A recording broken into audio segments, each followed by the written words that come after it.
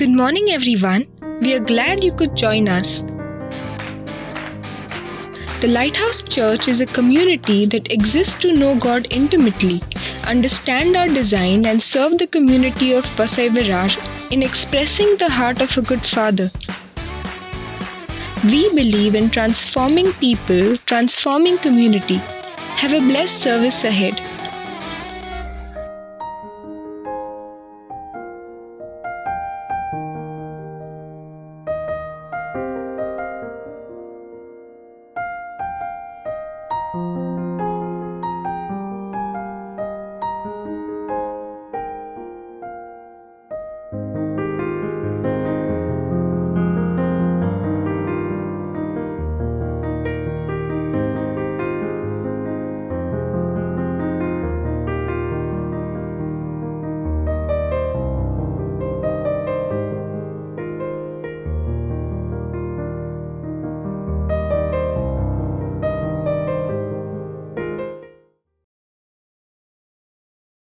Good morning, Lighthouse. My name is Jonathan, and I want to welcome you to another Lighthouse service. Welcome to the service. I hope you had a good sip of coffee, chai, and you're ready to worship the Lord. If you have family around you, that's great. And we really like that families come together and worship the Lord together. This morning we have a special worship where there's not going to be one worship leader who's going to lead, but we have multiple people who are going to lead us into worship. And the most important thing is it doesn't matter who leads the worship. It's God that we are worshiping, the God that we love, the God that we serve. So, without further ado, let's begin with worship. I close my eyes and colors fly. There's no hiding from your grace. I can't deny your heart for mine, and it's unrelenting chase. I was on the edge of deception, caught up in my own hesitation, until your love took over me. Whoa. So I let go and I let love show me life like it's supposed to be. And oasis, your oasis, all the freedom I'll ever need. Now I'm alive. Oh la la, oh la la. When I let go and I found life. Oh la la, oh la la. When I let go, then I found life.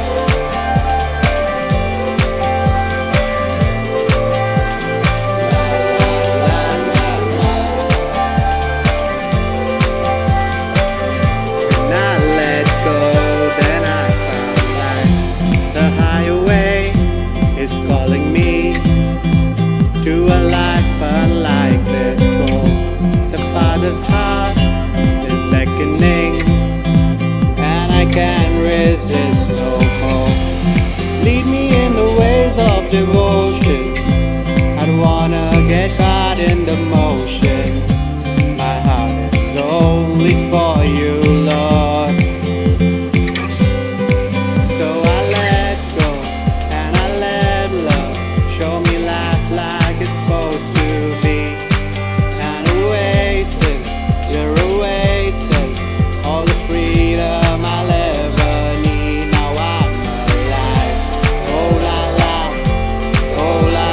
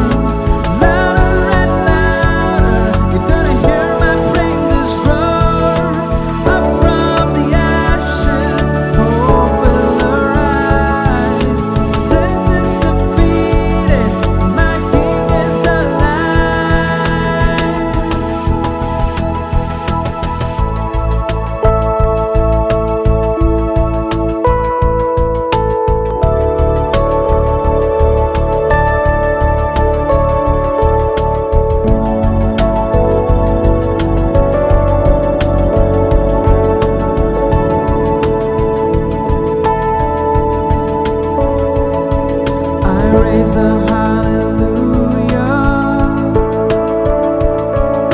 with everything inside of me. I raise a hallelujah. Now I'll watch the darkness flee. I raise a hallelujah in the middle of the mystery. I raise a hallelujah. Fury, lust, you're holding me. And I'm gonna sing in the middle of the storm. Louder and louder, you're gonna hear my praises roar. Up from the ashes, hope will arise. Death is defeated, my King is alive. I raise a hallelujah. I raise a hallelujah. I raise a hallelujah. I raise a hallelujah. I raise a hallelujah. I raise a hallelujah. I raise a hallelujah. I raise a hallelujah.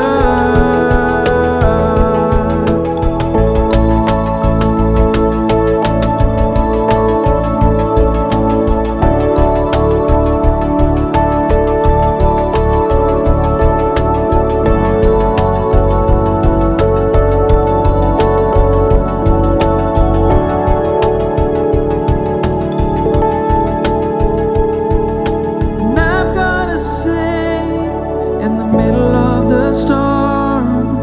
Louder and louder, you're gonna hear my praises roar. Up from the ashes, hope will arise. Death is defeated, and my King is alive. I raise a hallelujah. I raise a hallelujah.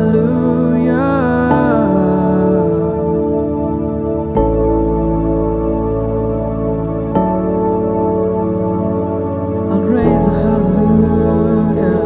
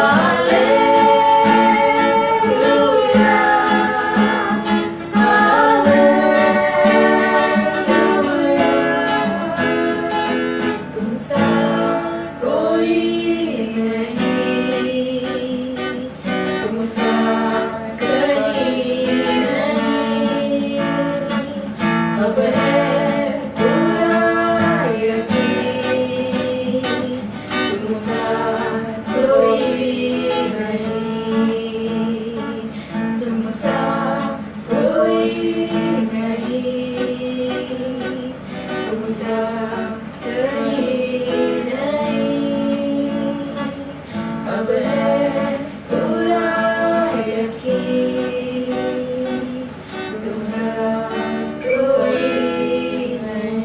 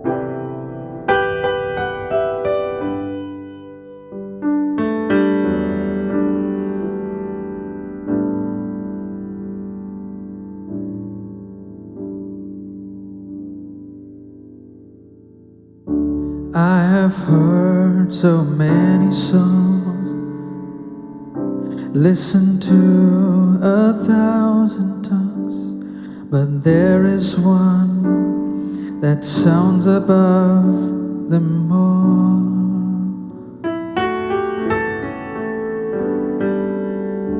A Father's song, the Father's love, sung it over me, and for eternity it's written on my heart. And heaven's perfect melody, the Creator's symphony, and now you're singing over me, the Father's song. And heaven's perfect mystery, the King of love has sent for me, and now you're singing over me, the Father's song.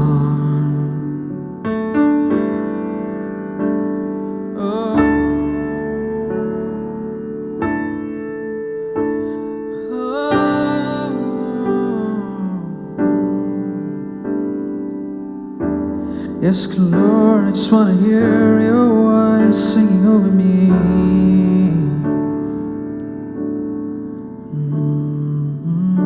I have heard so many songs, listened to 1,000 tongues, but there is one that sounds above them all.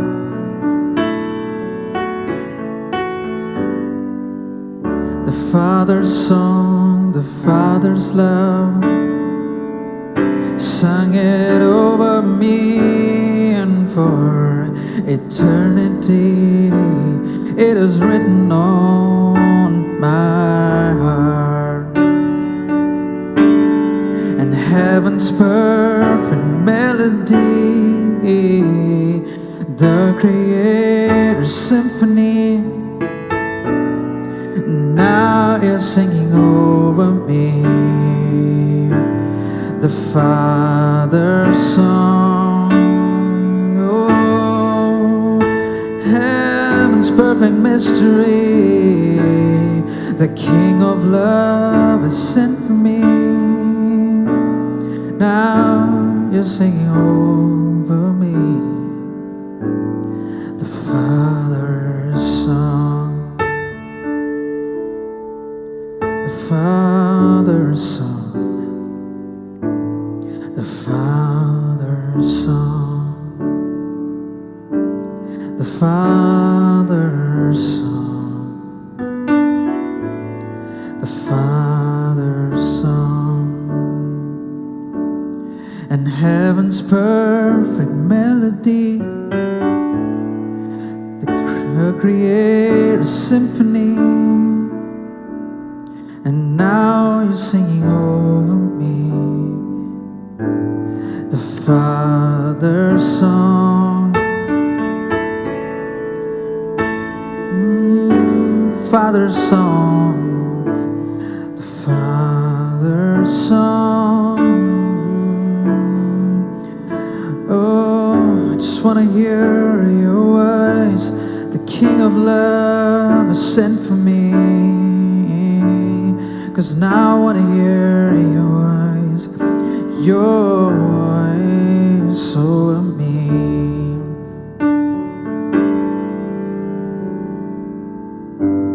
Oh, I want to hear your voice over me.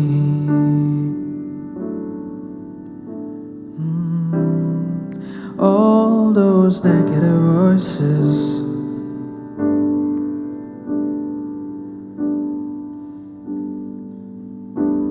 be gone. I just want to hear your voice, 'cause you're singing melodies over me. And now I see myself in your bosom.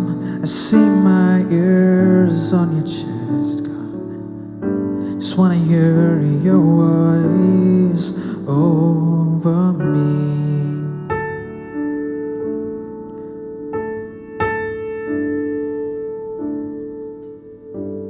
Over me. Now you're singing over me.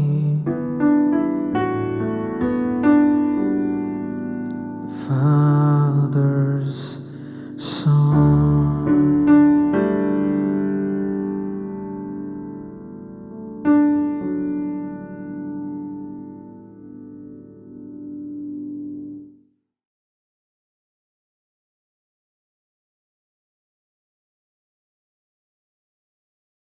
Yeah, the one role that God would love to play in our lives, of all the many roles that God plays in our lives, is that of a father. And it's great that we ended the worship with the Father's song. And I pray that that you had a real, genuine connection with God during the song and during the worship. And I I just want to quickly pray. God, we thank you for who you are and for what you're doing in our lives.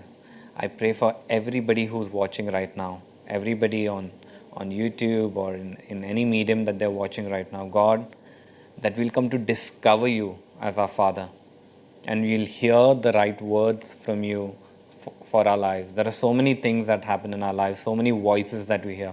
But God, we want to give preference and importance to the most important voice, the voice of the Creator, the voice of the Father. Thank you, Lord, for loving us. And thank you for who you made us to be. Hold our hand, Lord. Hold our hand as we walk through this journey of life.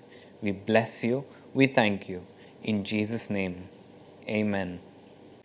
Okay, so at this time, I also want you to take this opportunity that if there is something that God's spoken to you for a community, if you heard something, if you've seen something, it'd be imperative if you could share that in the comments below. So it may speak to somebody. I've heard testimonies and testimonies of people when they've heard something that came from a YouTube comment. So don't underestimate that. Don't underestimate what God is doing. God can move through anything. He could move through physical conversations, and He could move through digital conversations. So if there is a word of knowledge that God's spoken to you, I would encourage you to share that in the comment section below. Okay, so with this, we come to the most important section of the service, which is the bread and wine. And the bread and wine is the main thing around which the service is set up. So right now, I would request you to get something that would be a representation of bread and wine. If you have bread and wine, that's great. And you together as a family, recommit yourself to the Lord, reaffirm your relationship with the Lord. And the bread and wine is symbolic of what the Lord has done and the resurrection power that flows through it. It's extremely powerful. And next, we're going to have Alvin and Bhavna who are going to pray with us for the bread and wine. Let's read from Luke 22, verse 19 and 20. And he took bread, gave thanks, and broke it, and gave it to them, saying, "This is my body, which is given for you. Do this in remembrance of me." Likewise, he also took the cup after supper, saying, "This cup is the new covenant in my body, which is shed for you." Actually, at the time of Passover night, I think this must be sounding so crazy to hear that, do this in remembrance of me when Jesus is right in front of you. So, even if we had to be there, probably it must have been sounded crazy at that time. But I think what Jesus wanted the followers to know is about life. I think God was talking there about, along with, though many times when we take bread and wine, we always think about, Jesus' death and his resurrection. But I think along with that, God was always talking about life. The life that he has given us, that is eternal life. And who is that eternal life? That's Jesus, who is always there with us. Correct? So taking the bread and the wine alone will not save us. Praying, forgiving, and along with that, when we remember the day when God gave his life, it should remind us about the life that God has given us, and that is eternal life, Jesus. Through his death, we have received eternal life. Yes. Over to you. Right. Thank you, Bhavna. Good word. Let's pray. Father, we just thank you for this, your sacrifice that you did of your Son, Jesus Christ, and the life that we have received from it. May that life always shine in us. May that life always arise out of us. May the life always surround us, and may we pass it on to the people around us, Lord. May you be glorified in everything that we do. Thank you, Lord, for making us right in your sight and in your standing. We bless you. We love you. In Jesus' name. Amen. Amen.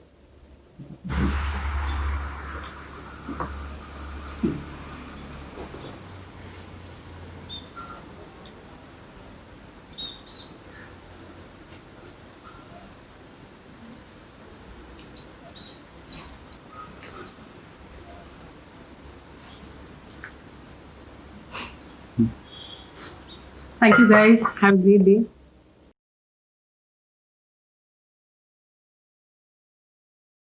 Okay, guys, welcome back. And I want to share a quick example with you. In my room, we have little plants now. And looking at the plants, this one example just comes to my mind is that when a seed is planted in the right soil is when it really grows. And in essence, that's how the word is that for us to grow, we need the right soil, we need the right environment, and that's why the word is important. And today, to share that word with us so that we grow, we have Danita. So, over to Danita.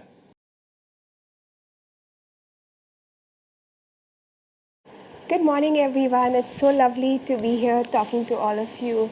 I hope you had a great week. We've heard some really good messages over the last few weeks. If you remember what Alvin spoke about changing our title to our stories, and then we heard what Babu spoke about a father and what he means to us, and what a good, gracious father that we have. And our last few messages have been so encouraging. And I hope today you are blessed with what I have to speak to you. Thank you for connecting to our online service and downloading all that there is for you. We're blessed to have you as an extended family, as part of a community. And for all those of you who are watching and listening to us, I hope you are blessed by Lighthouse Community's service. Before I begin today, can I just pray with you? Father, we thank you for each and every one that's listening to us today. We thank you, God, that you have filled us immeasurably with your power, with love, God. And in everything we do, in everything we think, and in everything we say, God, that we would glorify your name in and through our lives. And we thank you for everything. In your precious name I pray. Amen. So today I'm going to talk about church today. And some of you may be wondering, what does church look like to me? We have seen over the years, over centuries, over thousands of years, the different formats, the different methods, and the different ways church has been done, and it continues to evolve over time. It continues to change over time. It means something to somebody different. It means just from country to country, from city to city, from people to people. The meaning of church varies. The definition of church varies. And I've been asking myself. I've been part of the whole church growing up for the last close to 30 years. I've seen my parents plant a lot of churches. I've seen my parents grow a lot of churches, and we've been in the whole church for a long time. And but lately, with the whole scenario, with things that are changing everywhere around us, I've been asking this question. I said, God, at this time, at this stage, at this scenario, what does church look like to us? And it's always been on my heart. People have always been on our heart, and I've been asking this question a lot. So let's go back to the book of Acts. We start from when Jesus ascended. He gave us the Holy Spirit, and he says in Acts 1 verses 7, when the Holy Spirit has come upon you, you will receive power, and you will tell people about me everywhere, in Jerusalem, throughout Judea, in Samaria, and to the ends of the earth. I've been reading the book of Acts lately, and it's vast, and it's just got so much of understanding about the passion and the love that people had, some of the people had for other people and for the community and for countries. And so when we start with what Jesus gave us, he gave us the Holy Spirit. And as you read what happens at the day of Pentecost, and further on when Peter tells, in the last day, God said in Acts 2 verses 17, in the last days God said, I will pour out my Spirit upon all people. Your sons and daughters will prophesy, your young men will see visions, and your old men will dream dreams. In those days I will pour out my Spirit upon all servants, men and women alike, and they will prophesy. And I will cause wonders in the heavens above, and signs on the earth below, blood and fire and clouds of smoke. The sun will be turned to darkness, and the moon will turn blood red before the great and glorious day of the Lord arrives. And anyone who calls on the name of the Lord will be saved. And when you go back a little before that, in Acts 2 verses 4, it says, and everyone, then what looked like flames or tongues of fire appeared and settled on each of them, and everyone present was filled with the Holy Spirit and began speaking in other languages as the Holy Spirit gave them this ability. And so as we're asking this question, so many of us must be asking this question, what does it look like? Like, for example, this current scenario, we cannot meet together like we used to before. And so for so many of us, church meant meeting together in a place, in a building, in a physical place. A lot of us would meet, we pray and worship, and we'd listen to the word. And so for us, that's what defined church, right? We met together, we sang songs, and we praised God, and we received the word, and so we would look at it in that way. But with the scenario right now, we can't meet together. So many of us are isolated or are away from the physical meeting of church, and we're online or connecting to different platforms to connect with God.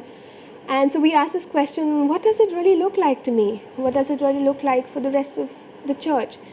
And what I want to encourage you is, there is something that would remain the very heart of it. And if you're wondering what really does it mean to me? What is the heart of church? And let me take you to Acts 2 verses 38. Peter replies, says, each of you must turn from your sins and turn to God and be baptized in the name of Jesus Christ for the forgiveness of your sins. Then you will receive the gift of the Holy Spirit. This promise is to you and your children, and even to the Gentiles, all those who have been called by Lord our God. Then Peter continued, preaching for a long time, strongly urging all his listeners, save yourselves from this generation that has gone astray. But here's what I liked. It says, those who believed what Peter said were baptized and added to the church, about 3,000 in all. They joined in with other believers and devoted themselves to the apostles' teaching and fellowship, sharing in the Lord's Supper and in prayer. A deep sense of awe came over them all, and as the apostles performed many miracle signs and wonders, all the believers met together constantly and shared everything they had. And they shared everything they had. They sold their possessions and shared the proceeds with those in need. They worshipped together at the temple each day, met in homes for the Lord's Supper, and shared their meals with great joy and generosity, all the while praising God and enjoying the goodwill of the people. And each day the Lord added to their group those who were being saved. To me, if we can't meet in a huge group, and I hope in the coming few days we could meet in smaller numbers, and I really hope that we all can meet the way we used to. But I feel like the very core of us is that we worship, that we devote ourselves to learning the Word of God to listening to the Word of God, to practicing the Word of God, and sing songs together and sharing in the Lord's Supper. I think when we meet together with people, that we meet consciously, not just to hang out, I mean, which is fun and great, and we always do that, but our meetings could be more conscious towards praising God or worshiping God. And I think what flows out of it is miracles and signs and wonders, and you live a life of giving. You live a life of looking out for the needs of other people. And no matter what it looks like, no matter if the church looks like meeting together in large numbers or in small numbers, I feel, I want you to question yourself. Am I still filled with awe and wonder of who God is? Am I still filled with the passion of knowing who God is and wanting people to know about God? And what really keeps us on this path of exploring who God is and not letting it be a mundane walk with God? And are we practicing that every day? It's a question to me, it's a question to us, those who have been leading the church, that we don't want to lose focus of what this means, and that every day we would live our lives consciously, conscious of the presence of God and being witnesses for who He is. What do people in church look like? For some of you, it's like, how will it change who I am in church? And in Acts 4 verses 32, it says, "And all the believers were of one heart and mind, and they felt that what they owned was not their own. They shared everything they had, and the apostle gave powerful witnesses to the resurrection of the Lord Jesus. And God's great favor was upon them all. And there was no poverty amongst them, because people who owned land or houses sold them and brought the money to the apostles to give others in need." There was no poverty among them. I also believe that none of them lacked anything. The more they gave, the more they were given, and I think they were very happy to fellowship with other people.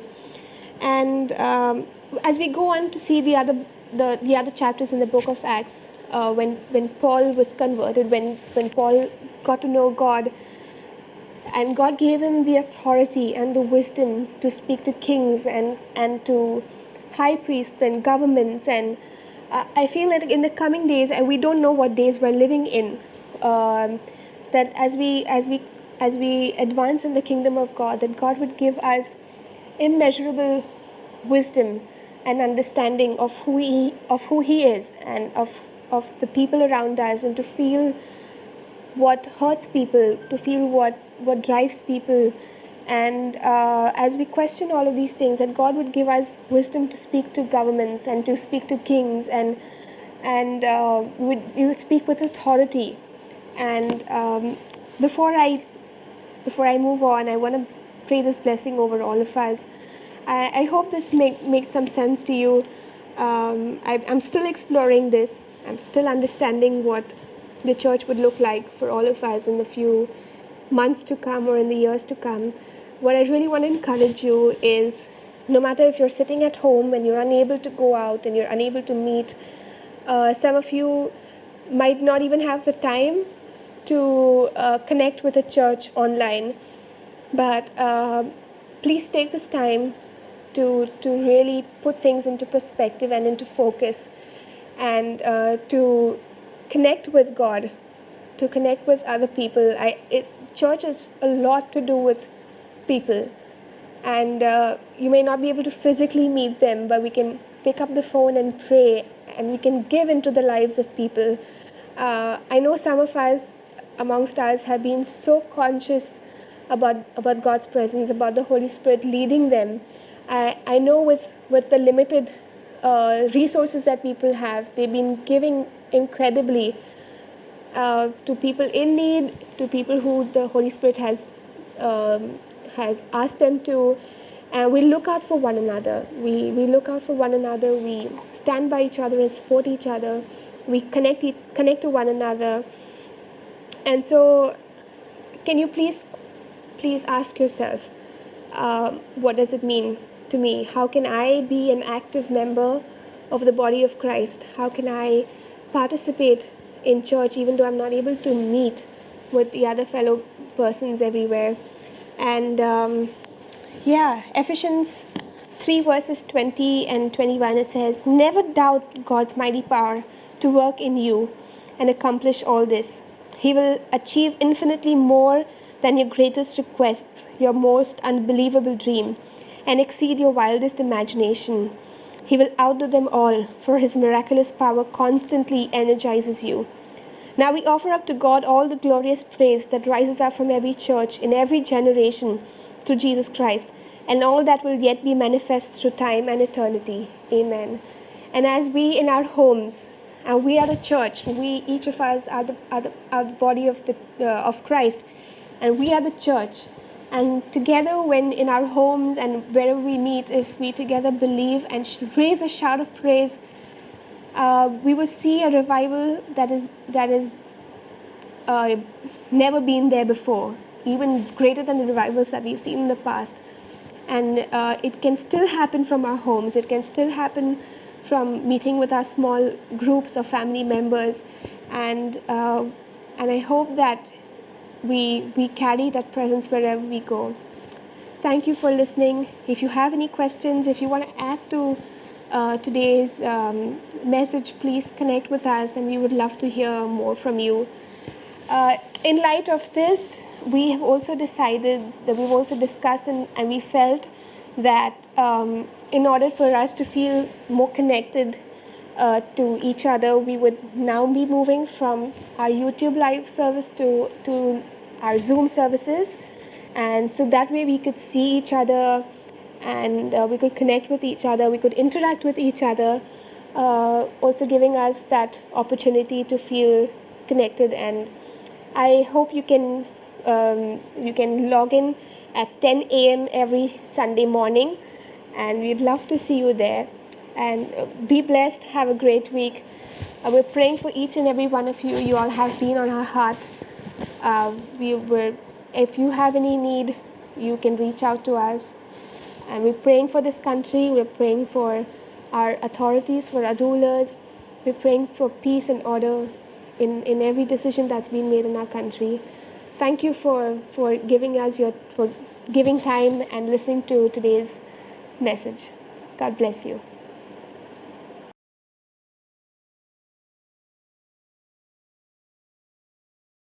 Okay, so with that, we come to the end of our service. Thank you, Danita, for the wonderful word. And now at the end, I just want to quickly run you through the announcements that we have. The announcements more or less remain the same. Most of you guys know this, but if you are here for the first time, do connect with us. And there are multiple things that happen during the week, which is the Tuesday prayer that happens, which has gone high tech now. That happens on Zoom, so you could join in. The second thing that happens is Masih Darbar that happens after that, which is a great place to connect with God through worship, and it just helps you it helps you grow, it helps you just de-stress, it completely refreshes you. I mean, I completely feel that. The third thing is, which I said is really important for us, for our growth, which is Bible study that happens on Saturdays. That is something which is extremely key. And if you are a young adult under the age of 21, there is the young adult meet that happens on Fridays. So there are multiple things that you can be a part of. Take full advantage of that and be a part of all the major things that happen during the week. The other thing, which is also very important that I want to quickly get to, is that we have been doing these services on YouTube, but there's a special service that we're doing, which is happening on the 16th of August. Which is not the next Sunday, but the Sunday after that. On the 16th of August, we're going to do something special. Instead of doing the service on YouTube, we are all going to be coming together using Zoom and doing the service on Zoom. So we will all be there live. Worship will happen live. The word will happen live. We will all be there, and it'll be a great time for us to connect. So mark that on the 16th of August, we will be doing a live service on Zoom. Now, if you don't have Zoom, you could get in touch with one of our numbers. Ninad will help you download Zoom, and if you need some sort of a training on how can you connect once you've downloaded Zoom, we will help you through that as well. Hope you have a great Sunday. May the Lord bless you and keep you, make His face shine upon you. You have a great week and God bless you.